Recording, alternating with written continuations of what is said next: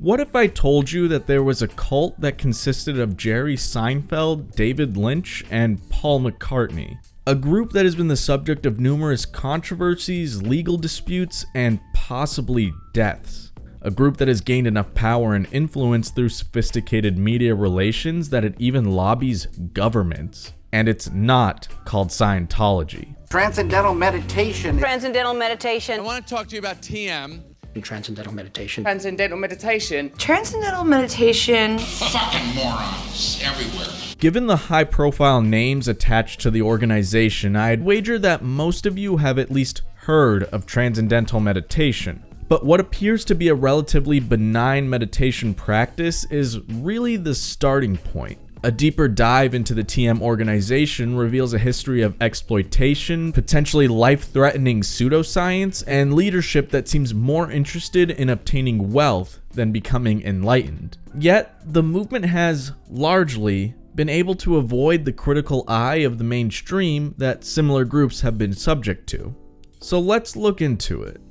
Transcendental Meditation gives an experience much sweeter than the sweetness of this donut.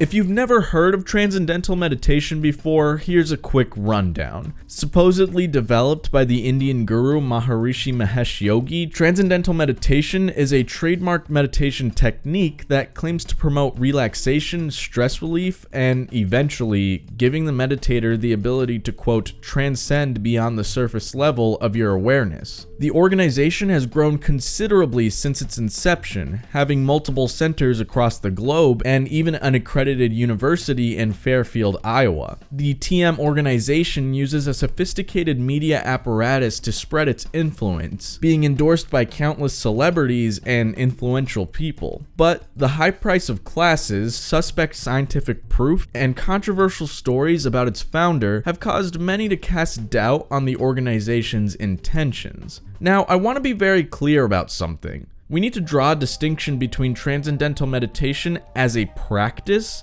and the Transcendental Meditation organization. My goal with this video isn't to shame or belittle someone's beliefs. A lot of people swear by TM as a relaxation tool, and if it helps someone, I don't really have an issue with that. But that's also what makes TM so insidious. People find solace in the meditation practice, which makes it more likely that they'll fall deeper down the rabbit hole and into questionable territory. The path from benign self-help practice to full-on cult-like behavior is all too common, and given how popular TM is, I believe it's worth looking into how the organization has gone about spreading its influence while downplaying the shadier parts of the movement. And Transcendental Meditation wouldn't be anything without its proverbial spiritual leader, the Maharishi Mahesh Yogi. The guru's origins have been mythologized by TM evangelists, but a more objective look at his early days studying spirituality paint a picture of a man whose attempts at enlightenment came second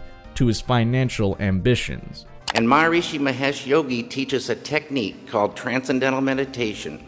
It's a simple, easy, effortless technique, yet supremely profound, that allows any human being to dive within.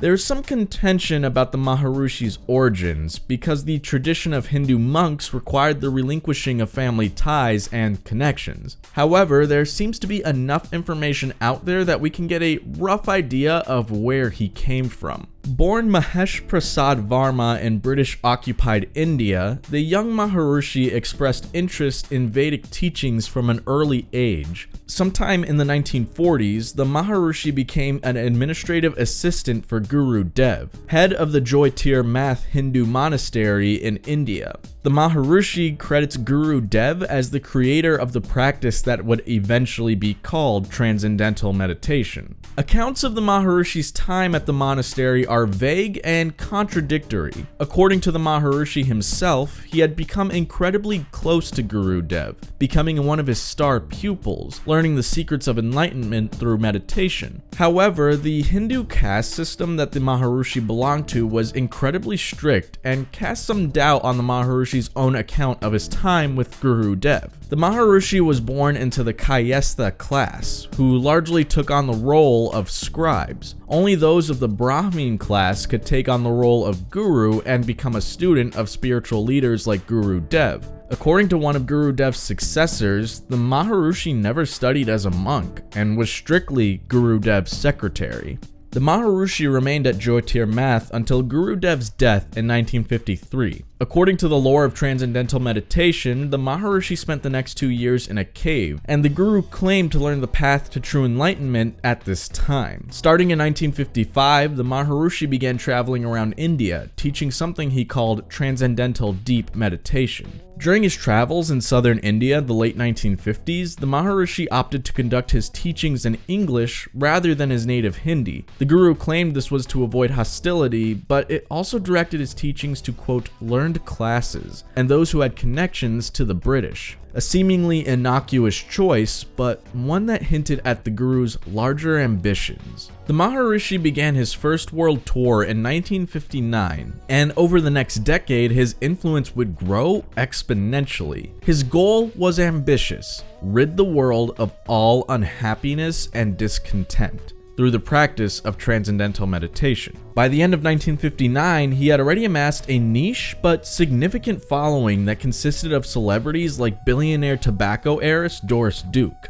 By the mid-60s, the Maharishi had traveled across the world, held multiple courses that expanded his teaching past the meditation practice, established meditation centers in San Francisco and London, spoke to Indian Parliament, and even had a meeting with then UN Secretary General Robert Maynard Hutchins. However, the Maharishi and Transcendental Meditation in general would be catapulted into a brand new level of stardom in 1967, when the spiritual leader would become the personal guru for the Beatles. It's one of those things. And I was personally not in a good place. I think, just overdoing it in the 60s. So I was just not very sort of centered. And I was looking for something. I think we all were. So we heard.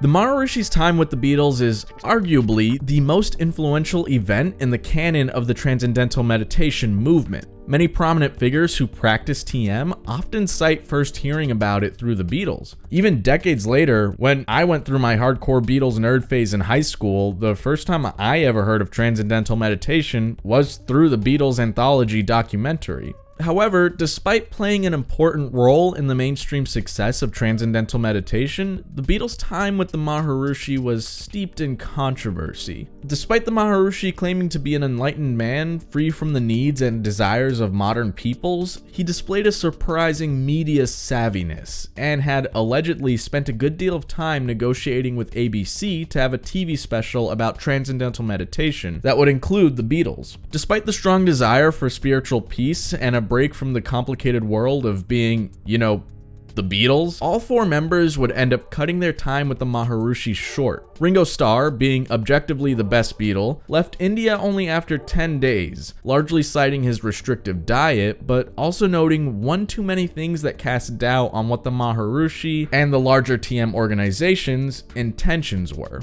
Paul McCartney would leave shortly after. Where things get really interesting are the events surrounding John Lennon and George Harrison's exit. Rumors that the supposedly celibate Maharishi had made passes and had relations with some of his young female followers eventually led to the departure of the rest of the band. Except for George Harrison, the Beatles left India disillusioned with the Maharishi himself, although they continued the actual practice of Transcendental Meditation. In particular, John Lennon would have some pretty harsh things to say about the Maharishi's character, and the Beatles song Sexy Sadie is essentially a diss track about the Guru. Sexy Sadie you wrote about. That's about Maharishi. There was a big hullabaloo about him raping Mia Farrow and trying to get off with Mia Farrow and a few other women and things like that. Said, we're leaving. Why? All that shit. And I said, well, if you're so cosmic, you'll know why. Because he was always intimating, and there were all these his right-hand men intimating that he did miracles. And I was saying, you know why? He said, I don't know why, you must tell me. And I just kept saying, and he gave me a look like, I'll kill you bastard. He gave me such a look, and I knew then, when he looked at me, because I'd called his bluff. Harrison would end up declaring the allegations against the Maharishi as bullshit, and McCartney rekindled his relationship with the Maharishi in 2007 and still works with TM-related organizations like the David Lynch Foundation. Still, allegations of the Maharishi having relations with young female followers are abound among the broader TM community, which directly contradicts the image as a guru that he puts out, because the school of Hindu spirituality that the Maharishi claims to follow required monks to be celibate. Despite being shrouded in controversy, the Beatles' visit to the Maharishi essentially put Transcendental Meditation on the map.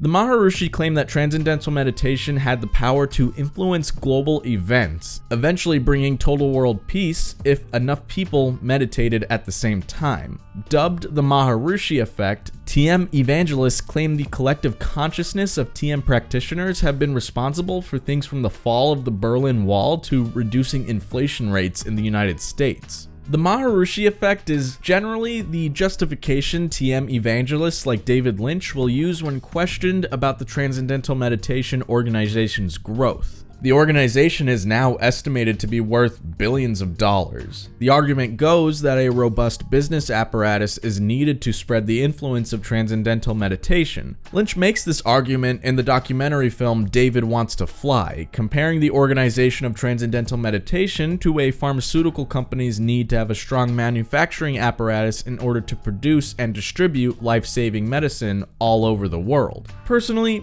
I don't think that argument holds much water in the context of Transcendental Meditation. In an age of mass media, the fastest and most widespread way to spread the practice of TM would be, just uploading the practice to YouTube or something. Instead, the Transcendental Meditation organization charges anywhere from $420 to $980 USD for 4 lessons. Believe it or not, that's actually a pretty dramatic decrease of cost from the time the Maharishi was still alive, where a standard TM course costs around $2,500. Granted, the organization does offer free courses for veterans and subsidizes fees for low-income earners, and I'm not inherently against the idea of someone teaching a meditation practice and charging for it. But for hundreds of dollars, what exactly are you getting out of a Transcendental Meditation class? The Transcendental Meditation organization itself is pretty tight-lipped around the specifics of the practice, with rumors of the organization even having followers sign NDAs to avoid leaking its secrets. But looking at the Maharishi's history, other meditation practices, and accounts of TM defectors, we have a pretty clear idea of what the practice entails. Transcendental Meditation is basically a simple variation of mantric meditation. Essentially, you repeat a phrase known as a mantra in your head or aloud for about 20 minutes twice a day. This is not unlike other forms of mantric meditation like japa, of which are widely available YouTube tutorials walking you through the practice free of charge. Former TM teacher Dr. Herbert Benson has created a similar technique called the relaxation response, which has a plethora of free online resources detailing how to do it. So, what does TM offer that these widely available free resources don't? What a TM course gets you is a personalized mantra that can only be given out by certified TM teachers. These mantras are names of Hindu gods, and at least by the admission of some former TM teachers, they actually aren't all that personalized, simply being chosen based on the student's age. While many casual proponents of Transcendental Meditation simply learn their mantra and move on with their life, a significant minority of followers become closely tied to the organization, rising through the ranks and giving up more of that sweet, sweet cash in the name of enlightenment. The Maharishi ended up expanding the practice of Transcendental Meditation past its namesake technique and began making some questionable claims about what TM could do. During the late 70s, when public interest in TM began to dwindle, the Maharishi introduced the Siddhe program. The guru claimed that those who practiced Siddhe could achieve powers after intense meditation. And yes, I literally mean powers. Through Siddhe, the Maharishi claimed you could learn to levitate, get increased strength, become invisible, and eventually become omnipotent. But of course, you first had to dish out anywhere from a few thousand to $10,000 in order to begin your transformation into superhuman. In my research, I never found any reports of TM Siddhas who gained superhuman abilities. The levitation that the Maharishi promised was really a practice known as yogic flying, which is this weird butt hopping thing. However, becoming a Siddha was not the final step to enlightenment. For roughly another $20,000, one could become a governor, which entailed working for the organization full-time while also having to recertify, for a price, every 5 years. The highest level one could reach in the Transcendental Meditation organization was something called Raja, which grants followers a cool costume and title, and also got them to be addressed as His Excellency, Majesty, or Highness by other TM followers. This costs $1 million. There is also some confusion about whether or not Transcendental Meditation is a religion. The organization itself explicitly states it's a secular practice, but upon closer inspection, I'm not so sure. Many of the Maharishi's TM-related teachings stem from Hinduism. As stated before, the mantras given to TM students are names of Hindu gods. The ritualistic offerings one must bring before their first TM session, known as a puja, was based on a ritualistic practice from Hindu scripture called Dakshina. The Maharishi believed that the puja and mantras were what gave Transcendental Meditation its power, arguing that Hindu gods would bestow blessing on TM students. However, likely due to his own commercial ambitions, the Maharishi purposely downplayed the religious aspects of the TM practice, even instructing TM teachers to purposely obfuscate TM's relationship to Hinduism. Now, while it is kinda shitty to lie about your practice being secular, that's not the only problem with TM's deception. The organization, through various means, has been trying to become a part of public school programs, become a part of the military, and secure government funding for scientific studies in America for decades. Naturally, the downplaying of the religious aspects would be required in order to not break the First Amendment's Establishment Clause, which requires the separation of church and state. It should go without saying, but Trojan horsing a religious practice into American public schools should be something we're all against. This becomes especially dangerous when the TM organization actively promotes anti-science and anti-modern medicine beliefs. In 2009, a document titled Transcendental Meditation Governor Recertification Course Over of Policies and Procedures, May 2005, was released on WikiLeaks. The document, meant to serve as a guide for governor best practices, contains the following statement. We are not going to take help from medical doctors, as medical professionals give poison. So do not engage with medical doctors for anything, absolutely whatever it is, even if they are in our movement family. Hold on to the fact that we are the supreme authorities on health. We know how to create perfect health. We are challenging all governments in the world. I find this kind of thing especially abhorrent when the TM organization specifically seeks out and attracts people who have mental and physical ailments. In the accounts and books I've read about former TM members, many of them sought out the Maharishi and TM as a means to gain some control over the stressors in their lives. Many of them come from rough backgrounds, steeped in family turmoil and tragedy. They found some solace in practicing Transcendental Meditation and trusted the Maharishi and the wider organization, making it easier for them to be susceptible to these nuttier ideas. Again, I'm not doubting the fact that this practice may help people, but I seriously question if it's worth the price of admission. And I can pretty confidently say that stuff like yogic flying is not worth thousands of dollars. That does lead us down another path. What is the organization doing with all that money? Remember the Maharishi, the Beatles guru, the man whose transcendental meditation turned on the hippie generation? Well, he might have faded from general view, but by no means has he been idle. This would-be sage, who believes people can fly, has become a high flyer himself, quietly building a multi-million-dollar empire, a sort of spiritual Amway, selling everything from housing developments to herbal medicines.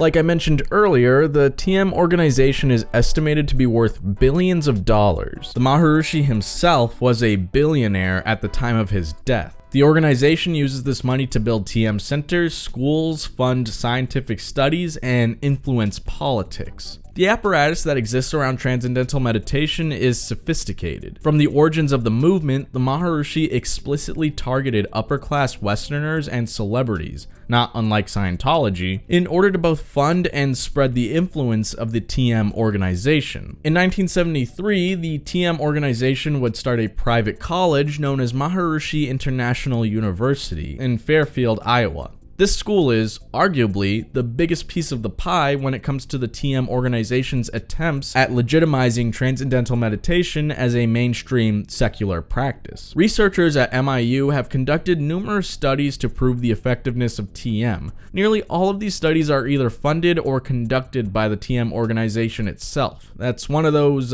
conflicts of interest. The methodology of many of these studies is also in question. Many of the researchers conducting these studies are themselves practicing Transcendental Meditation, and their belief in the meditation practice itself can influence how they conduct themselves and how they interpret data. They have a vested interest, either personally or financially, for TM to be effective. This is why double-blind studies are usually the standard when it comes to trying to find the effectiveness of a particular treatment or medicine. TM researchers claim the practice can serve as a treatment for PTSD, ADHD, high blood pressure, depression, anxiety, and a whole host of other ailments. However, many of these studies pushed by TM are flawed. The TM organization has made big talk about the effectiveness of TM as a treatment for veterans with PTSD. However, many of these studies contain small sample sizes, including one study that only covered 5 veterans with PTSD. These sample sizes are nowhere near big enough to make the concrete, definitive claims TM evangelists make about its effectiveness in treating PTSD. A TM-funded study about children with ADHD was so bad that there was an entire article written about the poor methodology used by the researchers. There were only 10 children involved with the study with no control group. On top of that, the children were told beforehand what the expected outcomes of the TM practice would be, which is like the exact opposite of what you're supposed to do in these kind of studies. While there have been TM-related studies funded and conducted by those outside the organization, their results are often perverted and warped by TM evangelists. The TM organization claims the practice can improve cardiovascular health, and one of the studies the official TM.org website cites is a study from the American Heart Association titled "Beyond Medications and Diet: Alternative Approaches to Lowering Blood Pressure."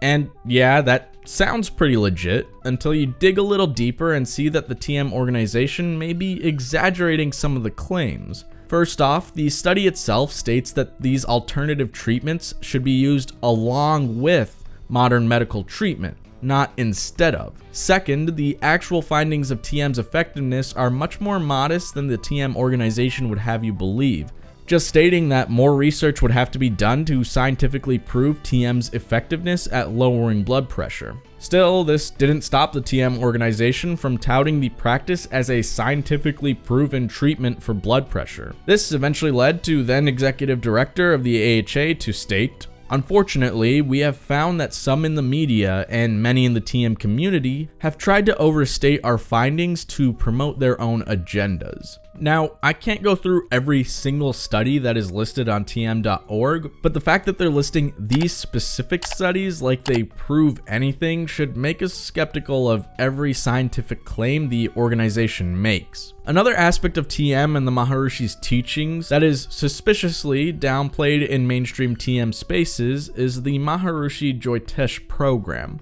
Basically, this is a bunch of astrology stuff that the organization charges inordinately large amounts of money for. For $400, you can get your comprehensive birth chart, an auspicious starting time consultation for $300, where you'll be told when to start doing something important.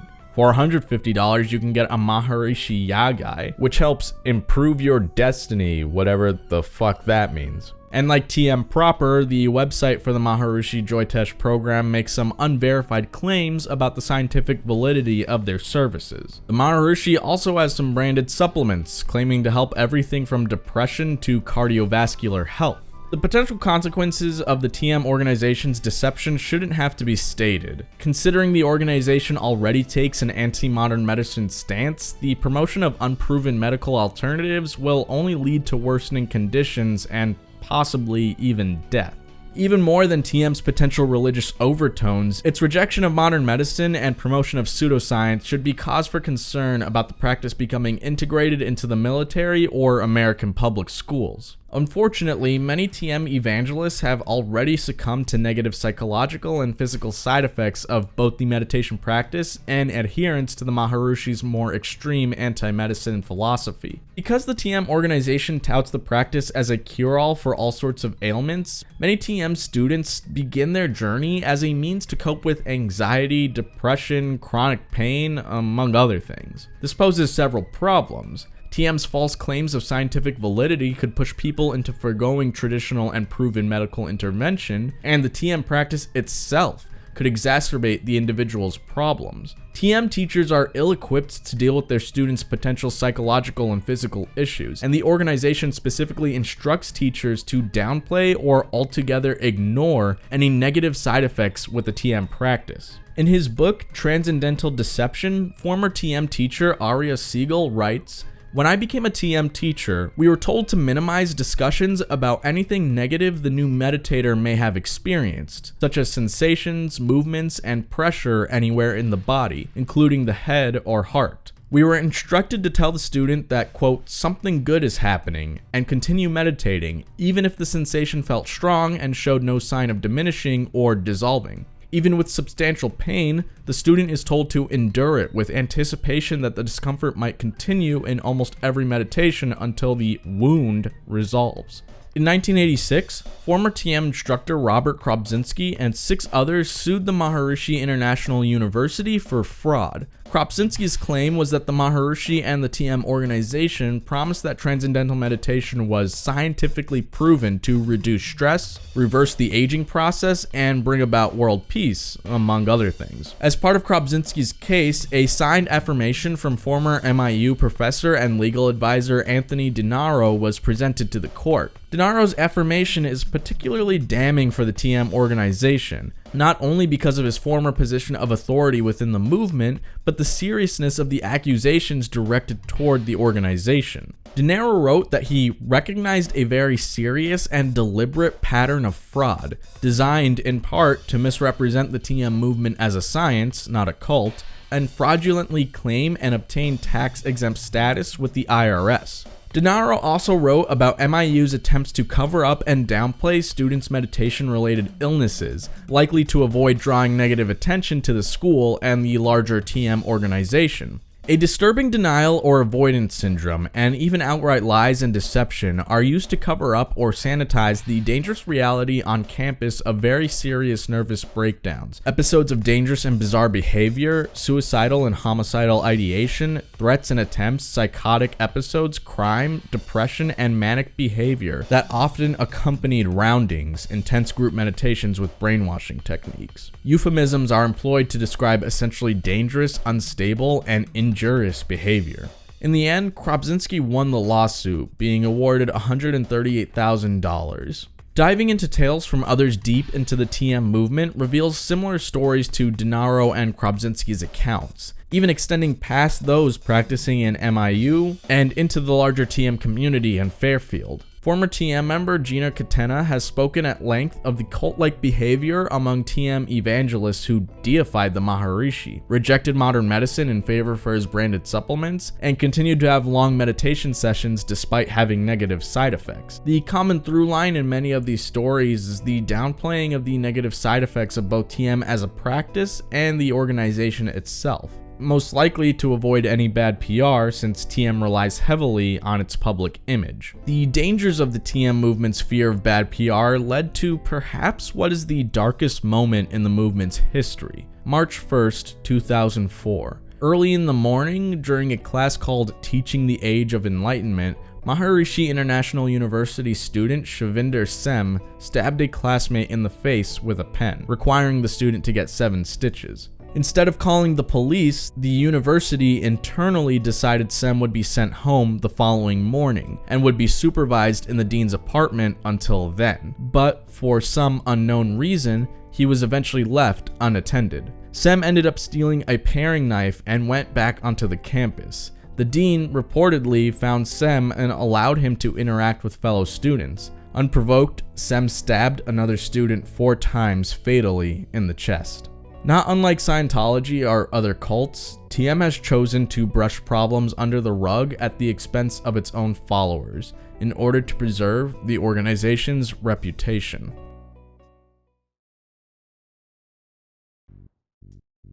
I feel like I need to once again emphasize the difference between TM as a simple meditation practice and the TM organization. For what it's worth, I don't think people like Jerry Seinfeld or Oprah are trying to get people to join a cult, and I do believe that the practice has genuinely helped them and others, but that's also by design. TM doesn't let these larger celebrities in on the worst aspects of the organization, and their ignorance leads to the selling of the product in a way that's much more digestible to the mainstream.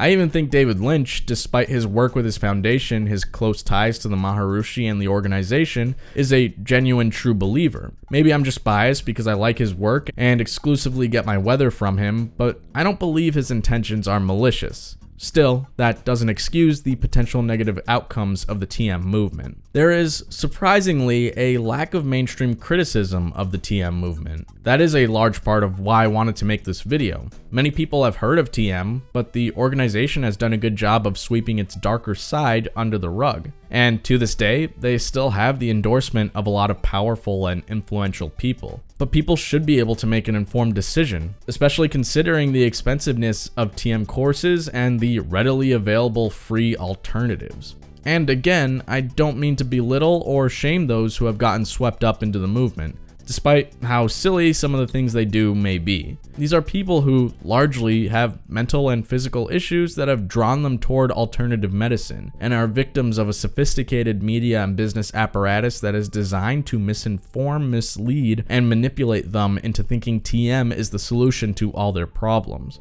It's an, unfortunately, all too common reoccurrence within the self-help community.